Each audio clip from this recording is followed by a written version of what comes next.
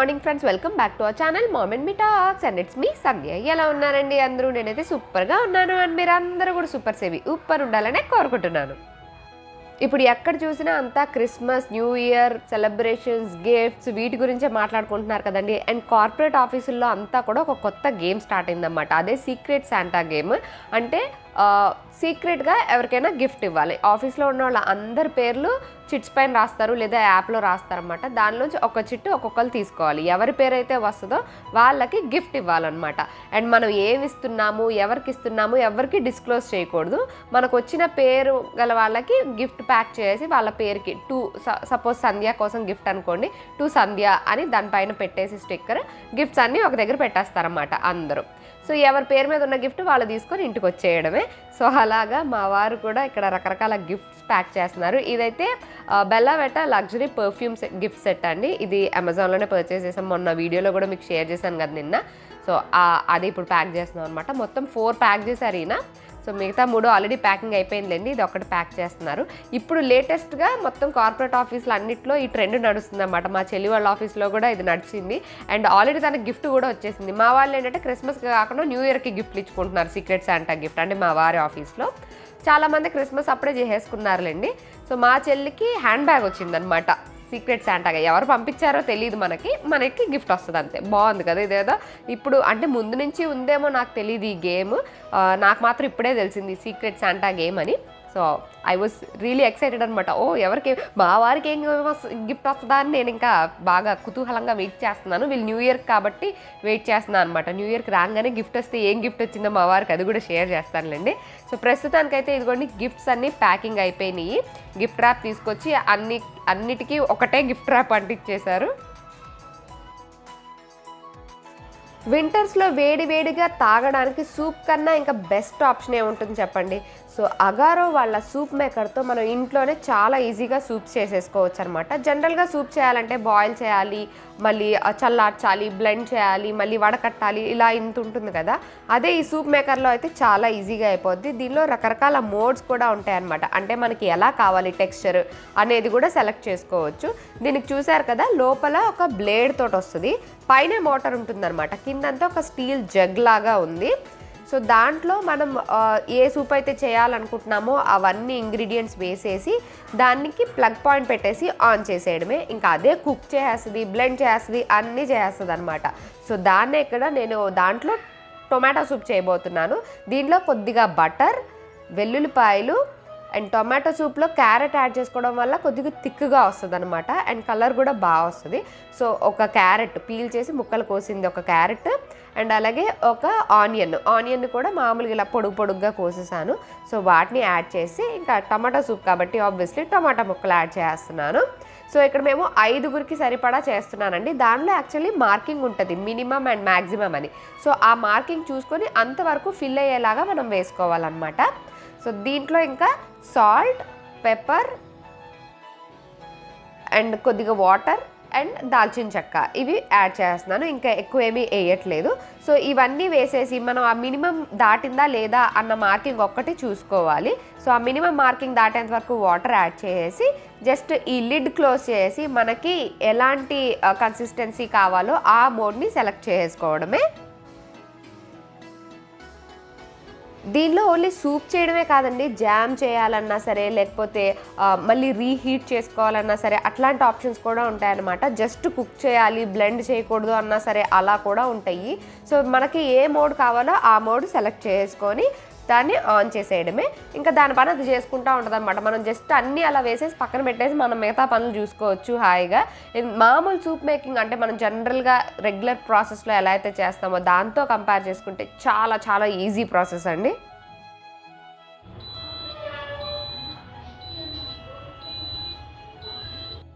మొత్తం ఫినిష్ అయిపోయాక అలా బీప్ సౌండ్ వస్తూ ఉంటుందన్నమాట. అలా సౌండ్ వస్తుంది అన్నప్పుడు ఇంక మనం ఆఫ్ చేసుకోవడమే, మన సూప్ రెడీ అయిపోయిందని అర్థం అనమాట.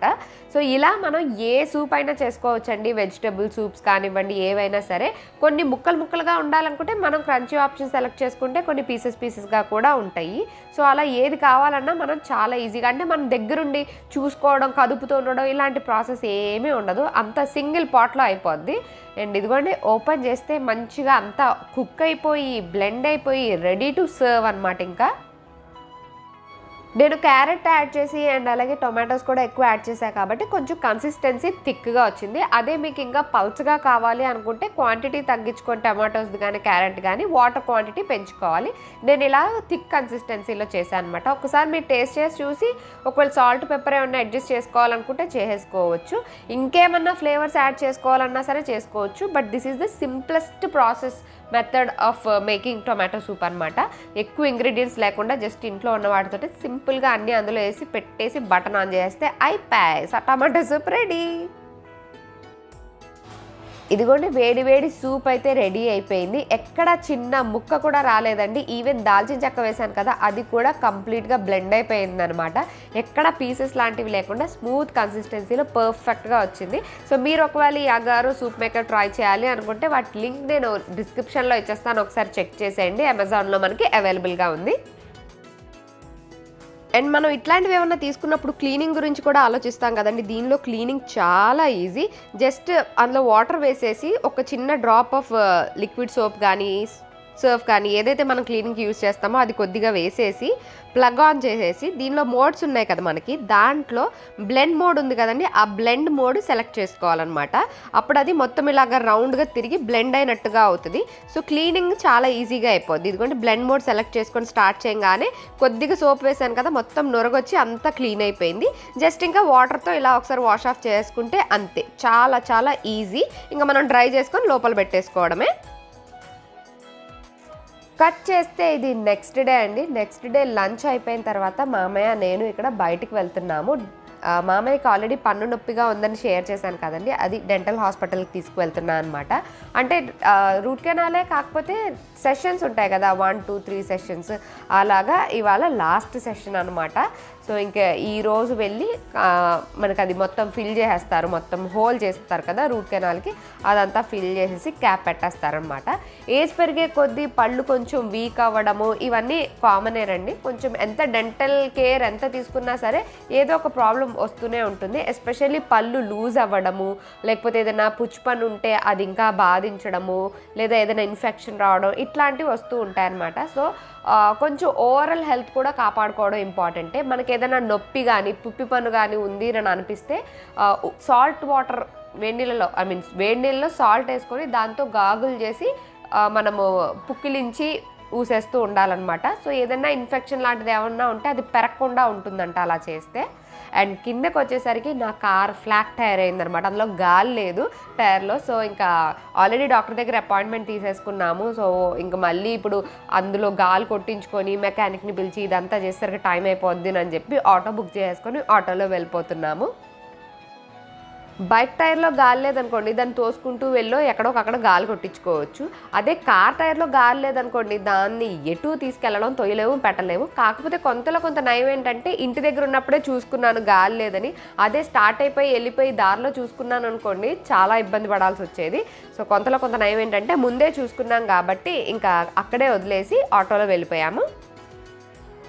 ఇంకా డాక్టర్ దగ్గరికి వెళ్తే ఎలా ఉంటుందో తెలుసు కదండి, వెయిటింగ్ ఉంటుంది, చాలా టైం పట్టేస్తుంది అనమాట. And that to dental doctors ఏంటంటే వాళ్ళు ఆ ప్రాసెస్ చేయాలి కదా. ఆల్రెడీ చైర్లో ఎవరైనా ఉన్నారనుకోండి ఆ ప్రాసెస్ అయ్యేంత వరకు మనం వెయిట్ చేయాల్సి ఉంటుంది.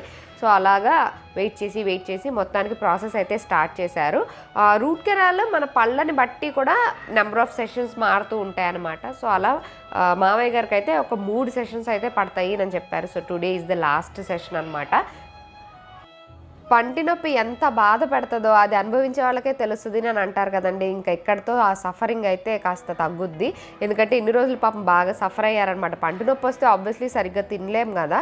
సో అందుకని ఇంకా ఇక్కడితో అయితే ఇవాళ లాస్ట్ సెషన్ కాబట్టి ఆల్రెడీ నొప్పి అయితే తగ్గిపోయిందండి. అది ఇంకా కంప్లీట్గా క్లోజ్ చేసి క్యాప్ పెట్టేస్తారనమాట. సో మేమైతే లంచ్ చేసి 1 o'clock వచ్చామండి. ఇంకా ప్రాసెస్ అయ్యి అది ఇది అని అన్నీ అయ్యేసరికి ఇప్పటికి అయితే 4 అయింది. స్టిల్ ఇంకా జరుగుతుంది ప్రాసెస్. సో అది అయిపోతే ఇంటికి బయలుదేరాలి. ఆల్రెడీ కీస్ ఇచ్చేసి వచ్చేసానులేండి. పిల్లలు వస్తే లాక్ ఓపెన్ చేసుకొని ఇంట్లో ఉండమని చెప్పి నేను హెడ్ ఫోన్స్ అవి కూడా తెచ్చుకున్నా, వీడియోస్ అవి చూసుకుంటూ కూర్చున్నా. సో మొత్తానికి మావయ్య గారికి అయితే పెయిన్ నుంచి రిలీఫ్ వచ్చేసిందండి. ఇంకా అయిపోయింది మొత్తం రూట్ కెనాల్ ప్రాసెస్ అదంతా కూడా అయిపోయింది. ఇంకా బయలుదేరిపోయాము. అయితే వచ్చేటప్పుడు ఆటో బుక్ చేసుకున్నాం కదా, సో అలాగే మళ్ళీ వెళ్ళేటప్పుడు కూడా ఆటో బుక్ చేసుకొని ఇంటికి బయలుదేరిపోయాము అనమాట. ఫుడ్ రిస్ట్రిక్షన్స్ అట్లాంటివి అయితే ఏమీ చెప్పలేదు, కాకపోతే హార్డ్గా ఉండే ఏవి తినద్దు అని అన్నారు. అంటే మనకి జాంకాయ లోపల గింజలు అవి కూడా చాలా హార్డ్గా ఉంటాయి కదా, సో అట్లాగా బాగా పచ్చిగా ఉన్న జాంకాయలు అలాంటివి కూడా తినద్దు అని అన్నారు. ఇన్ కేస్ జాంకాయ తినాలి అంటే పండుగ ఉన్నది తినండి అలా అని చెప్పారనమాట. సో అలాగా హార్డ్గా ఉండేవి ఏవి తినకుండా సాఫ్ట్గా ఉండేవి తినమన్నారు, ఎక్కువ ప్రెషర్ పెట్టకుండా. ఇంకా ఆల్మోస్ట్ అప్పటికే టైం 5 అవుతుందండి. ఇంకా పిల్లలు కూడా ఇంటికి రాగానే ఫోన్ చేశారంటే మా ఫ్రెండ్ వాళ్ళకి కీస్ ఇచ్చి వచ్చాను కదా, ఇంటికి రాగానే ఫోన్ చేశారు. సరే ఫ్రెష్ అయ్యి ఉండండి వచ్చేస్తున్నాం దారిలోనే ఉన్నామని చెప్పాము. ఇంకా పిల్లలు ఇంటికి వచ్చారు అనగానే స్కూల్ నుంచి రాగానే ఏముంటుందండి, స్నాక్స్ ప్రిపేర్ చేయాలి కదా. సో ఈజీగా అయిపోయే స్నాక్స్ ప్రిపేర్ చేస్తున్నా. అవే ఫ్రెంచ్ టోస్ట్. బ్రెడ్ ప్యాకెట్ ఇంట్లో ఉందనుకోండి, ఎగ్స్ పాలు బ్రెడ్ ఈ 3 ఇంట్లో ఉన్నాయనుకోండి, వెంటనే ఇన్స్టెంట్గా చేసేయచ్చు. చాలా టేస్టీగా ఉంటుంది అండ్ ఆబ్వియస్లీ హెల్దీ కూడా. ఈ ఫ్రెంచ్ టోస్ట్ కోసం ఒక బౌల్లో పాలు తీసుకున్నానండి. ఇవి ఆల్రెడీ కాచి చల్లారబెట్టిన పాలు అనమాట. దానిలో బెల్లం పౌడర్ యాడ్ చేస్తున్నాను. జనరల్గా దీంట్లో షుగర్ యాడ్ చేస్తారు, బట్ మనం షుగర్ని అవాయిడ్ చేయడం బెటర్ కాబట్టి షుగర్కి సబ్స్టిట్యూట్గా ఎక్కువ బెల్లమే యూజ్ చేస్తుంటాం కదా, అలాగా బెల్లం యూజ్ చేస్తున్నాను. బెల్లం పౌడర్ అయినా వేసుకోవచ్చు, లేదా బెల్లాన్ని తురిమి సన్నగా అదైనా వేసుకోవచ్చు. నా దగ్గర బెల్లం పౌడర్ ఉంది కాబట్టి అది యాడ్ చేస్తున్నాను. ఒక 4 టేబుల్ స్పూన్స్ దాకా యాడ్ చేస్తున్నాను. అంటే ఇది మనకు కొంచెం తీయగానే ఉంటుంది తినడానికి, మరీ అంత ఓవర్ స్వీట్ కాదు కానీ మైల్డ్ స్వీట్గానే ఉంటుంది. సో దానిలో ఎగ్స్ యాడ్ చేస్తున్నాను. ఒక 2 ఎగ్స్ వేస్తున్నానండి. సో మేము బ్రౌన్ ఎగ్స్ యూజ్ చేస్తాము, సో అందుకని ఆ బ్రౌన్ ఎగ్సే వేస్తాం. మీ దగ్గర వైట్ ఉంటే అవి కూడా వేసుకోవచ్చు. సో ఒక 2 ఎగ్స్ అయితే సరిపోతాయి. ఒకవేళ ఎగ్స్ చిన్నగా ఉన్నాయనుకోండి అప్పుడు 3 ఎగ్స్ దాకా వేసుకోండి, పెద్దగా ఉంటే ఒక 2 అయితే సరిపోతాయి. ఇవన్నీ బాగా మిక్స్ చేసుకోవాలి. మనం బెల్లం పౌడరే వేసాం కాబట్టి త్వరగానే మిక్స్ అయిపోతుందిలేండి. ఒకవేళ బెల్లం తురిమి వేస్తే కనుక అది కరిగేంత వరకు కూడా మనం మిక్స్ చేసుకోవాలన్నమాట. లేదు ఇవన్నీ మిక్సీ జార్లో కూడా వేసేయచ్చు, ఒక్కసారి బర్రమని తిప్పేయచ్చు, అలా కూడా చేయొచ్చు. కాకపోతే నేను ఇక్కడ బౌల్లో ఈజీగా ఉంటుంది కదా అని ఇలా చేస్తున్నాను. ఎందుకంటే మనం నెక్స్ట్ ఇందులో బ్రెడ్ స్లైసెస్ డిప్ చేసుకోవాలి కదా. బౌల్లో అయితే ఇలా వెడల్పుకున్న బౌల్లో బ్రెడ్ స్లైస్ మొత్తం డిప్ అవుద్ది కాబట్టి వెడల్పుకున్న బౌల్ తీసుకున్నాను. ఇదిగోండి బెల్లం కూడా మొత్తం అంతా మంచిగా కరిగిపోయింది. మిల్క్ అంతా కూడా చూసారు కదా కొంచెం బ్రౌన్ కలర్లోకి అయిపోయింది, ఎందుకంటే బెల్లం వల్ల. నెక్స్ట్ ఇంకా ప్యాన్ పెట్టేసుకొని దానిపైన బటర్ కానీ నెయ్యి కానీ యూజ్ చేసి కాల్చుకోవాలండి వీటిని. సో నేను ఇక్కడ బటర్ అప్లై చేశాను ముందు ప్యాన్కి అంతా. అండ్ మనం బ్రెడ్ కూడా వైట్ బ్రెడ్ కాకుండా బ్రౌన్ బ్రెడ్ కాకుండా హోల్ వీట్ బ్రెడ్ తీసుకోవడం బెటర్. సో ఇప్పుడు సూపర్ మార్కెట్స్లో వాటిలో హోల్ వీట్ బ్రెడ్ అంటే 100% హోల్ వీట్ బ్రెడ్ దొరుకుతుంది. సో మనం ఇంగ్రీడియంట్స్ లిస్ట్ చూసుకున్నా సరే అందులో ఎక్కడ మైదా ఉండదన్నమాట.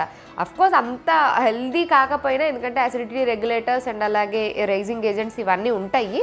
But still white bread brown బ్రెడ్తో పోల్చుకుంటే 100% whole wheat bread is better option అనమాట. మల్టీగ్రెయిన్ బ్రెడ్ కన్నా కూడా 100% హోల్ వీట్ బ్రెడ్డే బెటర్, ఎందుకంటే మల్టీగ్రెయిన్లో కూడా మనకి మైదా యాడ్ చేస్తారు. బట్ 100% హోల్ వీట్ బ్రెడ్లో ఏంటంటే మనకు ఓన్లీ హోల్ వీట్ మాత్రమే ఉంటుంది కాబట్టి నేను ఆ బ్రెడ్డే ఎక్కువ తెస్తూ ఉంటాను. సో దాన్ని మనం రెడీ చేసి పెట్టుకున్న మిక్స్చర్ ఉంది కదండి, దానిలో డిప్ చేసి ఇలా ప్యాన్ పైన పెట్టేసి అటు ఇటు 2 సైడ్లు కాల్చేసుకోవాలి. మంచిగా ఇలా కాలిన తర్వాత సర్వ్ చేసేసుకోవడమే. చాలా టేస్టీగా ఉంటుంది, వేడివేడిగా తింటే పిల్లలకు కూడా చాలా బాగా నచ్చేస్తుంది అనమాట. అండ్ ఇది సాఫ్ట్గానే ఉంటుందండి, ఎందుకంటే మనం మిల్క్లో ఇలా డిప్ చేసి మొత్తం వేసాం కదా, పైన కింద కాలి లోపల మాత్రం సాఫ్ట్గా ఉండి పైన కింద కొంచెం క్రంచీగా అవ్వదులేండి, కొద్దిగా గట్టిగా అవుద్ది అంతే. సో అలాగా చాలా టేస్టీగా ఉంటుంది, డెఫినెట్గా ట్రై చేయండి. అండ్ ఇది ఏదో ఒక్క స్లైస్ తిని అలాగా పిల్లలు అస్సలు ఆపరు, ఇంకా కావాలని అంటూనే ఉంటారు. నేను రెడీ చేసిన ఇప్పుడు ఈ బ్యాటర్ అయితే నాకు ఆల్మోస్ట్ ఒక 12 స్లైసెస్కి సరిపోయిందండి. సో 12 స్లైసెస్కి ఈ బ్యాటర్ సరిపోతుంది. సో దాన్ని బట్టి మీరు అంత క్వాంటిటీ రెడీ చేసుకోవాలి అన్నది చూసుకోవచ్చు. ఇది చిన్న ప్యాన్లో కాల్చుకుంటే ఒకటొకటి కాల్చాల్సి వస్తుందని దోశ ప్యాన్ పెద్దది పెట్టేసి 3 స్లైసెస్ ఒకేసారి కాల్చేస్తున్నాను అనమాట. అండ్ పిల్లలు ఒకటి తిన్నాక ఇంకా కావాలని అంటూ ఉంటారు కదండి, సో ఫాస్ట్గా కాల్చాల్సి ఉంటుంది. అలానని పెద్ద మంట పెట్టద్దు, సన్న మంట మీడియం ఫ్లేమ్ మీద అలాగా కాల్చుకోవడం బెటర్. సో మీరు కూడా ట్రై చేయండి, చాలా టేస్టీగా ఉంటుంది, మీకు కూడా బాగా నచ్చుద్ది. సో ఇదిగోండి నా bread toast last final piece నాకు మిగిలిందనమాట. సో ఇంక ఇది తినేసి నెక్స్ట్ డిన్నర్ ప్రిపరేషన్ చూసుకోవాలి, కొద్దిగా టైం ఉందిలేండి, ముందైతే వాళ్ళు హోంవర్క్లు చేసుకుంటున్నారు. సో అదండి ఇవాళ నా వీడియో. That's it for today friends. See you all in another video. Till then take care and by.